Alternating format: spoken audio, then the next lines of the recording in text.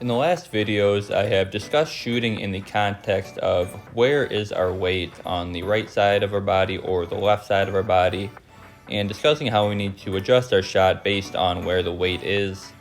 In this video, I am going to be adding the next piece to the puzzle by looking at the centerpiece or the chest, or more specifically, looking at which way the chest is pointed. So in this video, I'm going to show you what the function of the chest is in movement. And I'm going to do that by showing you first how it works in the run, and then show you how it works in the shot. And basically what I'm going to show is that the chest is going to work like a magnet. It's first going to direct the pressure, and then it is going to absorb the pressure. Now again, the same concept that I've been talking about in all my videos. Shooting is a type of movement, therefore to truly understand shooting, we first must understand movement. So like I said, this video I'm going to discuss the centerpiece or the chest. Now the chest is going to have two functions. One of them is going to be to direct the pressure, and the other one is going to be to absorb the pressure. So think of the chest like a magnet. Now a magnet can do two things. It can expand and it can contract. Now when the chest is leading the pressure or directing the pressure, it is going to expand and lead it to the other side. So right when his foot hits the ground, pressure is going to build up this side of his body. As pressure is building up, his chest is going to expand.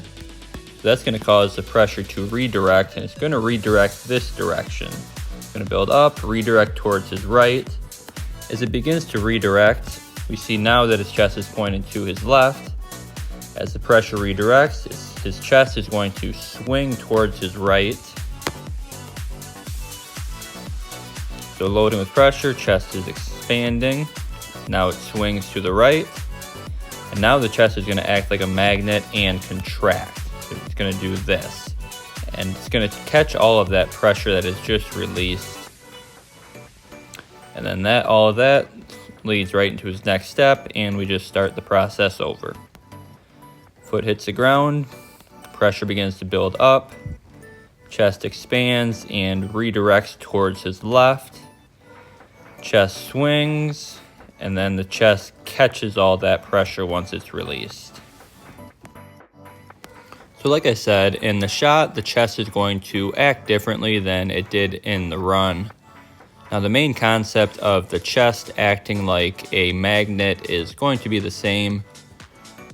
Now in the run, I showed that the chest is going to swing back and forth, whereas in the shot, the chest is never going to move from its original position. We see Curry. As Curry loads, his chest is pointed to the left. It's going to stay pointed to the left all the way, even at the very end of a shot, even at the release. Chest still stays pointed that way. So now in the shot, the loading phase is going to be the same as in the run. He's still loading his left side, chest pointed that way. And as he does that, the chest is going to expand and direct the pressure. Again, it's going to direct pressure towards his right side. Pressure builds up, directed towards the right, just like in the run.